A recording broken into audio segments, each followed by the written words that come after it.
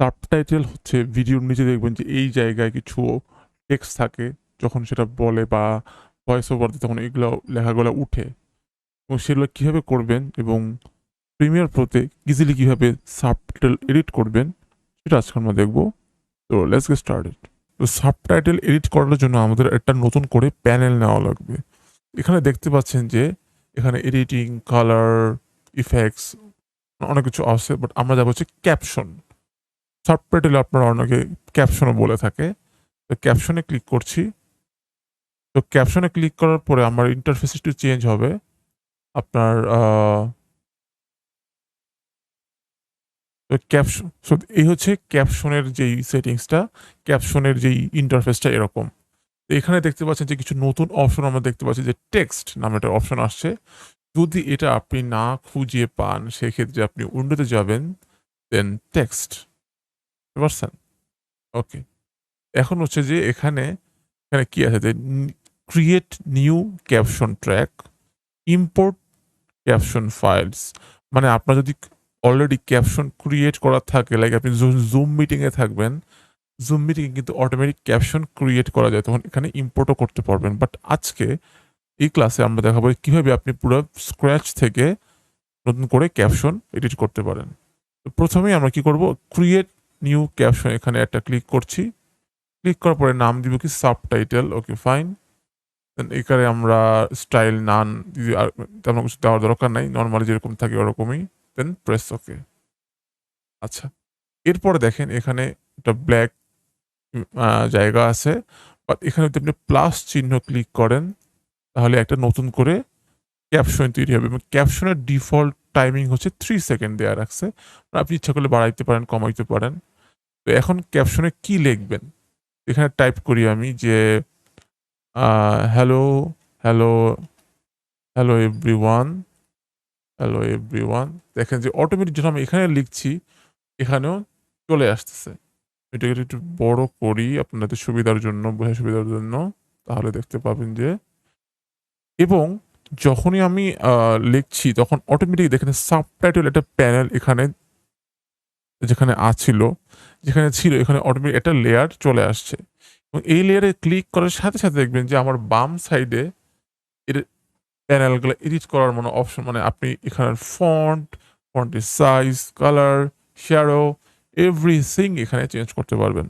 এখন হচ্ছে normally default আমাদের 3 সেকেন্ড থাকে, বাট আমরা ইচ্ছা করে এক্সপ্যান্ড করে 5 সেকেন্ড যত যাওয়ার দরকার যেতে পারি।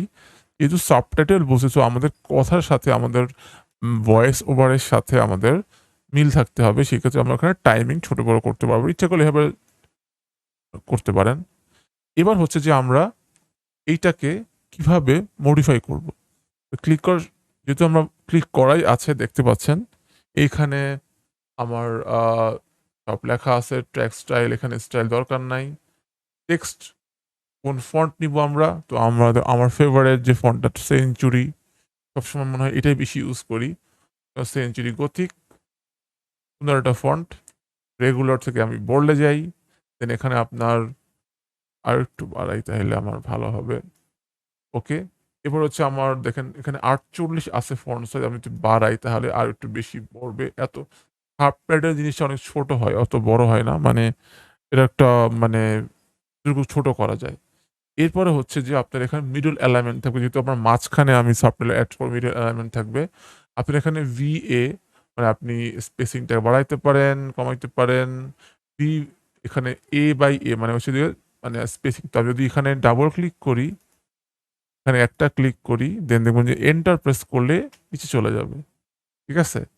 তাহলে আপনার মাঝখানে ২ টা স্পেসিংও আপনি এখানে চেঞ্জ করতে পারেন। লাগে আমি এখানে ধরি, ধরার পরে যদি আপনি এবার দেখেন উপরে চলে যাচ্ছে। বাট আমি চাচ্ছি না, আমি চাচ্ছি এক লাইনেই শেষ করতে, কারণ সাবটাইটেল এক লাইনই ভালো দেখায়। যদি আপনার অনেক টেক্সট থাকে, অনেক কথা বলেন একসাথে, সেই ক্ষেত্রে আপনি দুটোই এপ্লাই করতে পারেন। আচ্ছা, এরপরে হচ্ছে আপনার এখানে যে টেক্সটে যে এগুলো ছিল এগুলাই দেওয়া আছে, এখানে আহামরি কিছু নাই। এরপরে নিচে দেখেন অ্যাপিয়ারেন্স টেক্সটের মতো আমি সাবটাইটেলও এখানে ফিল কালার, আমার এখানে ফিল চেঞ্জ করতে পারবো। তারপরে হচ্ছে আমার স্ট্রোক বাড়াইতে পারবো। চোখ যেহেতু সাদা দেখা যাচ্ছে না, আমি চোখে ক্লিক করার সাথে সাথে দেখবেন যে এটা কালার চলে আসবে। দেন এখানে ক্লিক করেন, দেন আমি এখানে একটু বাড়াই, লাইক বাট আমার মনে হয় যে সাবটাইটেলে সবচেয়ে জোস দরকার হচ্ছে ব্যাকগ্রাউন্ড। তাহলে আমার নিচের ব্যাকগ্রাউন্ড থাকার কারণে আমার ওয়ার্ডগুলো স্পষ্ট বোঝা যাবে। তো আমি কি করি যে আমি এখানে একটা ব্যাকগ্রাউন্ডে ক্লিক করি এবং এখানের ব্যাকগ্রাউন্ডের কালারটা দিয়ে দিব হচ্ছে গিয়া ব্ল্যাক। Okay fine. দেন এখানে ট্রান্সপারেন্সি আরো বাড়ায় দিই লাইক মোটামুটি। দেন এটার সাইজটা বাড়িয়ে দিই। মোটামুটি টাইটেল এডিট করার মতোই আরকি। তো এখন দেখতে পাচ্ছেন যে খুব সুন্দর করে কিন্তু আমার টেক্সটটা বোঝা যাচ্ছে। আচ্ছা, এরপরে আপনার শ্যাডো দরকার হলে শ্যাডো দিতে পারেন। আমার শ্যাডো দরকার নাই তো আমি দিব না। চাইলে দিতে পারেন। ওকে। এখানে আরো অপশন আছে যেমন আমাদের কার্ভ করতে পারেন। তো মোটামুটি সাবটাইটেল এভাবে আপনি এডিট করতে পারেন। But here come the fun part যে আপনি যদি একসাথে সবগুলো টেক্সটের ফন্ট, কালার, সাইজ চেঞ্জ করতেন সেভাবে সেটা কিভাবে করবেন? মানে মাল্টিপল সফটওয়্যার থাকবে তো একটা মাত্র টেক্সট আছে। এবং পরবর্তীতে আরেকটা টেক্সট যেতে হলে আপনার কি করতে হবে যে আমার মাউসটা আমি এই যে এভাবে ধরলেই দেখবেন যে এটা আবার প্লাস অপশন চলে আসছে। এখানে থাকেন তাহলে কিন্তু এই অপশনটা পাবেন না। কারণ এটা যদি দেন তাহলে রিপ্লেস হয়ে যাবে। সেক্ষেত্রে আপনি এই ট্র্যাকটা যেখানে শেষ হবে এই ওয়ার্ডটা এরপরে দেখবেন যে এই পাবেন। অথবা আপনি যদি এভাবে অথবা আপনি যদি এভাবে না চান জাস্ট কপি পেস্ট করতে পারেন। লাইক আপনি এভাবে ড্র্যাগ করে ধরে এভাবে করে দিতে পারেন। আচ্ছা, তাহলে আরেকটা ট্র্যাক চলে আসবে। দুটাই আপনি করতে পারেন। তো আমি আগের মতো মানে নরমাল ডিফল্ট যেরকম করে এভাবেই করছি। এখন হচ্ছে এইখানে আবার দেখুন যে আগের মতো এই যে মানে একেবারে ১ম দিকের যেরকম ছিল এটা চলে আসে। যার কারণে আমাদের মেইন প্রবলেম যে আমরা কপি পেস্ট করি। তো এটা আমি যদি দেখেন এখন হচ্ছে এইটা এক ধরনের টেক্সট, আবার এইটা আরেক ধরনের টেক্সট। ২ টা ২ ধরনের। কাহিনী হচ্ছে যে আপনি যদি ২ টা একবারে ড্র্যাগ করে ধরেন তাহলে কিন্তু এই যে ব্ল্যাঙ্ক মানে এই অপশনগুলো নাই। কারণ ২ টাই ২ ধরনের। বাট আপনার ধরেন আমি মাল্টিপল আমি আরো ২ টা নিলাম। আমি আরো ৪ টা ওয়ার্ড নিলাম। তো সবগুলো একটা একেক ধরনের। আমি সবগুলাকে একসাথে ধরি। ধরার পরে এখানে আমার টেক্সট বসায়ে দিই লাইক সেঞ্চুরি গথিক সবগুলো সেঞ্চুরি গথিক হয়ে যাবে। দেখেন এইখানে, এইখানে, এইখানে সবগুলো সেঞ্চুরি গথিক। আমি আবার ফন্ট সাইজ এখানে দিয়ে দিই হচ্ছে গিয়ে ৪০ সবগুলো ৪০ হয়ে যাবে। দেখেন এই যে সবগুলা ৪০ এবং এখানে বোল্ড করতে পারি। রেগুলার থেকে বোল্ডে নিয়ে যাই। যত মানে এটা সবগুলো সিলেক্ট করে ধরা মানে আমি সবগুলোর প্রপার্টিজ একসাথে চেঞ্জ করতে পারবো। কারণ আপনি হয়তো অনেকগুলো সাবটাইটেল নিলেন বাট আপনার একটা জায়গায় ভুল হয়ে গেল। তো আপনি বারবার কেন চেঞ্জ করবেন? একসাথে সবগুলো চেঞ্জ করতে পারেন। আচ্ছা। এরপরে আপনি এখানে ফিল কালার চেঞ্জ করতে পারেন। স্ট্রোক, ব্যাকগ্রাউন্ড সবকিছু আপনি এখানে চেঞ্জ করতে পারেন। মানে আপনার লাল দিলেন সবগুলো লাল হয়ে গেছে। ঠিক আছে? এরপরে আপনার এখানে শ্যাডো দেন এভরিথিং মানে মোটামুটি যা দরকার সব আপনি এখানে পেয়ে যাবেন। এবং এখানে দেখেন যে এখানে অ্যালাইনমেন্ট অপশন আছে। এখানে আপনার উপরে নিলে উপরে, বামে নিলে বামে, ডানে নিলে ডানে। যখন যেখানে দরকার আপনি যদি উপর থেকে সেট করছেন উপরে। মানে সাবটাইটেল এডিট করার জন্য আমার মনে হয় premier one of the best software.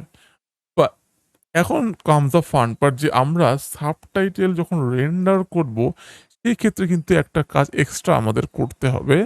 সেটা কি হবে? দেখছি আমি। তো আমরা কন্ট্রোল এম দিয়ে রেন্ডার অপশনে যাব। এরপর এখানে ভিডিও অ্যান্ড অডিও তো আমরা জানি কি করতে হবে। বাট এখানে দেখবেন যে ক্যাপশন নামের আরেকটা অপশন আছে। এবং এইখানে নরমালি থাকে হচ্ছে গিয়ে নান। নান দিলে কিন্তু সাবটাইটেল আপনি দেখতে পাবেন। এখানে আমি যদি নান দিচ্ছি দেখেন সাবটাইটেল নাই। মানে নাম। আমি যদি এখানে বার্ন ক্যাপশন ইনটু ভিডিও দেই তাহলে কিন্তু অটোমেটিক সাবটাইটেল এখানে চলে আসছে। তো বুঝতেই পারছেন।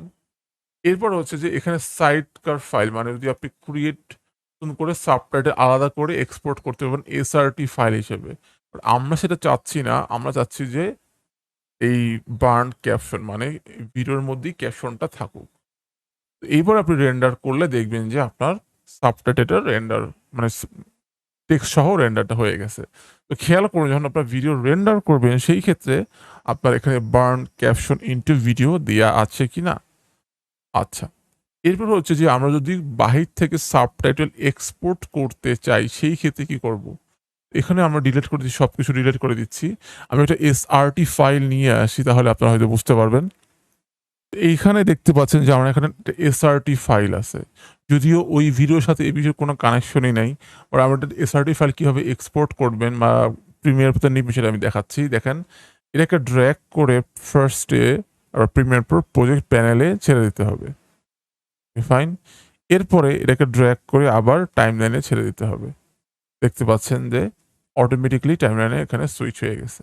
এখন এটা যেহেতু অন্যদের টেক্সট, তো এখানে মিলতে নাই পারে। আমার কোনো ভয়েস যেহেতু নাই, বাট আমি দেখালাম যে কিভাবে আপনি বাহির থেকে কোনো এসআরটি ফাইল ইম্পোর্ট করতে পারেন।